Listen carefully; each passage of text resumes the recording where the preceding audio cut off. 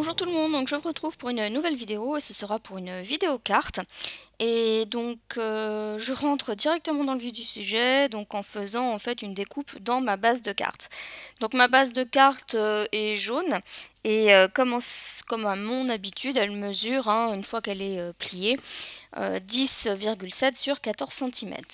Donc à la base, je voulais faire une technique de carte que j'avais vue sur la chaîne de Jennifer Maguire.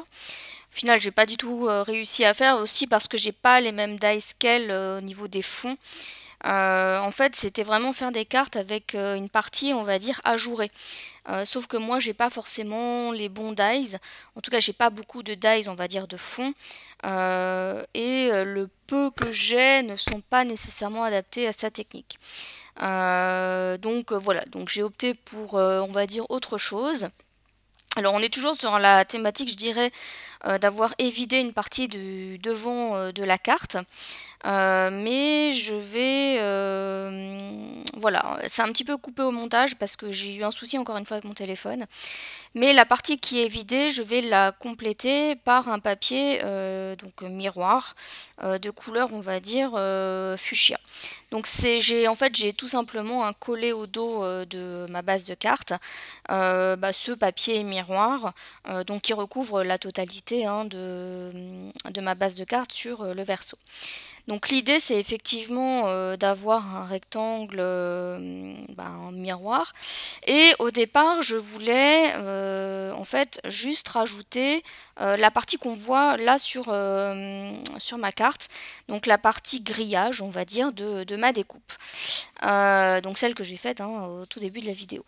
Et puis finalement je me suis dit non, je vais pas faire comme ça.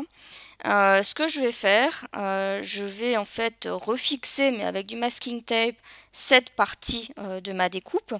Et je vais en fait reprendre tous les éléments, donc tous les losanges et les triangles, on va dire évidés. Je les ai en fait tout simplement recollés à l'intérieur. Alors pour être sûr que mon masking tape, donc vous voyez, je prends des petits bouts pour coller, pour fixer en fait la partie entre guillemets quadrillage. L'idée c'est qu'effectivement ce quadrillage ne bouge pas au fur et à mesure que je colle mes éléments à l'intérieur. Et je le fixe avec du masking tape, et pour que celui-ci ne soit pas trop adhérent en fait par rapport à ma base de cartes, c'est-à-dire que voilà, ce que j'avais pas envie c'est qu'une fois que je le retire ça déchire une partie du papier. Donc vous avez vu, ce que je fais c'est que je le colle un peu sur ma main, histoire d'enlever on va dire un peu de collant et qu'il soit entre guillemets un petit peu moins fort au niveau adhésif. Ensuite, et là, il faut s'armer un petit peu de patience. Il s'agit tout simplement de coller, comme je vous l'ai dit, toutes les parties qui sont évidées. Voilà, c'est pas compliqué à faire. C'est juste effectivement long. Donc il faut un petit peu de patience. Et il faut quand même faire attention, donc moi quand j'ai retiré la partie quadrillage, j'ai quand même fait attention, c'est qu'effectivement quand on met de la colle, et là pour le coup moi j'ai utilisé une colle, mon petit flacon à pointe fine de colle blanche. Bon, il arrive bientôt à ça, je pense à la fin du flacon, j'arrive bientôt à la fin du flacon. Donc c'est un peu compliqué de faire sortir la colle, mais néanmoins, si on met un petit peu trop de colle, et quand on vient le fixer, la colle peut avoir tendance à déborder. Et là où il faut faire attention, c'est que effectivement, moi dans l'idée, c'est que le quadrillage, ensuite, je ne vais pas le laisser, je vais le retirer. Et quand la colle déborde, ça peut se glisser, on va dire, sous le quadrillage, et donc ça vient fixer le quadrillage sur le papier, ce qu'on ne veut pas. En tout cas, moi, c'est pas l'effet que je voulais. Donc du coup, il faut, alors entre guillemets, prendre son temps pour bien coller les différents losanges, triangles, etc. Mais il faut aller quand même suffisamment vite pour que dans le cas où il y a de la colle qui dépasse un peu, ça n'adhère pas trop, ça n'ait pas le temps, on va dire, d'adhérer complètement et qu'on puisse décoller plus facilement. Donc voilà, et je dirais qu'il faut trouver le bon équilibre entre le assez de temps et pas assez. Enfin trop et pas assez. Donc voilà, moi une fois que j'ai tout collé, voilà, j'ai enlevé le quadrillage, j'ai bien fait attention, j'ai été précautionneusement, je l'ai enlevé de manière très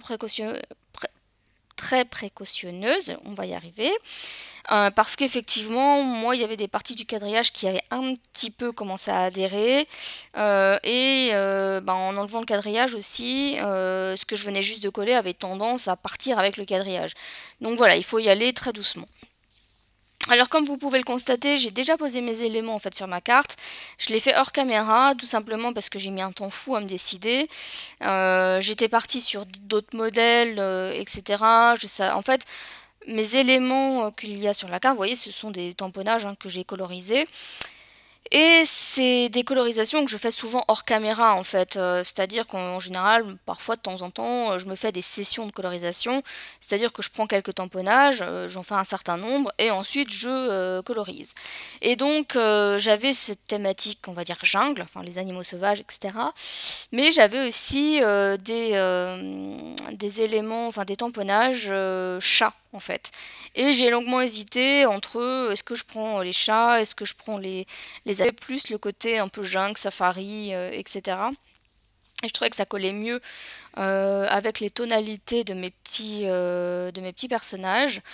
Donc j'ai finalement opté pour le côté jungle, même encore là une fois, voilà, avant d'arriver à cette disposition-là, j'en ai testé plusieurs. Voilà, comme ça me prend beaucoup de temps et que je ne sais pas si je vais avoir assez d'espace sur le téléphone avec lequel je filme, j'ai préféré couper. Voilà, c'était plus simple pour moi. Donc une fois que j'ai trouvé ma disposition, je suis passée au collage et c'est ce qu'on voit là maintenant en vidéo. J'ai collé, je dirais, quasiment tous les éléments avec ma colle blanche. Et à l'exception du petit singe que je vais coller, en fait, c'est ce que je suis en train de faire en relief, donc avec tout simplement de la mousse 3D. Je n'ai pas précisé, mais le papier sur lequel j'ai fait la colorisation, c'est du papier aquarelle, puisque j'ai tout simplement colorisé avec des crayons couleur aquarelle. Voilà, il n'y a rien de plus simple. Et pour la colorisation, j'utilise un pinceau à réservoir d'eau. Je trouve que pour moi, c'est le plus adapté. C'est aussi le plus simple. Alors, c'est pas de la vraie aquarelle, j'utilise pas des pinceaux aquarelle, etc. Mais le pinceau à réservoir d'eau est une bonne alternative et je trouve que ça permet de bien doser l'eau, ça permet de bien doser aussi la couleur, etc. Moi, la couleur, je viens la prélever directement sur la mine de mes crayons. Je n'utilise pas mes crayons pour colorier, entre guillemets. Voilà. Et donc, voilà ce que j'obtiens. Donc, voilà, je finis de coller. Et alors oui, ce que j'ai également mis en 3D, c'est aussi la petite fleur qu'on voit sur le coin droite, en bas à droite. Celle-ci, je l'ai mis en 3D parce qu'en fait, elle chevauche deux feuilles qui sont déjà superposées. Et vu que c'est du papier aquarelle et que c'est assez épais, je me disais que si je venais recoller la fleur encore par-dessus, ça allait faire un petit peu étrange, ou en tout cas pas forcément très joli. Et donc je me suis dit que j'allais la mettre en 3D justement pour masquer entre guillemets le fait, alors c'est pas, j'allais dire, masquer, on va dire, le collage. Voilà, le fait qu'elle soit en 3D, bon, ça ressort un peu, mais voilà, on voit qu'elle est bien superposée sur les feuilles, mais ça fait pas moche au niveau du collage. Voilà, c'est ça que je veux dire. Donc voilà, donc vous voyez, au niveau de la carte, mis à part la disposition de mes éléments qui m'a posé, j'irai un petit peu de problème, parce que voilà, j'ai pris beaucoup de temps. Alors quand je vous dis beaucoup de temps, j'ai mis au moins 1 heure à me décider. Donc vous voyez, quand on réalise une carte, 1 heure, ça fait quand même beaucoup, juste pour la disposition de ces éléments. Voilà, donc je vais pas vous dire que c'est une carte qui est... Alors elle est simple en soi, elle n'est pas forcément compliquée, mais c'est une carte, je pense, qui demande un petit peu de patience, ne serait-ce que pour venir recoller toute la partie évidée de ma découpe en fait. Et puis longue parce qu'effectivement il y a aussi la colorisation, même si moi je l'ai fait un autre jour, etc.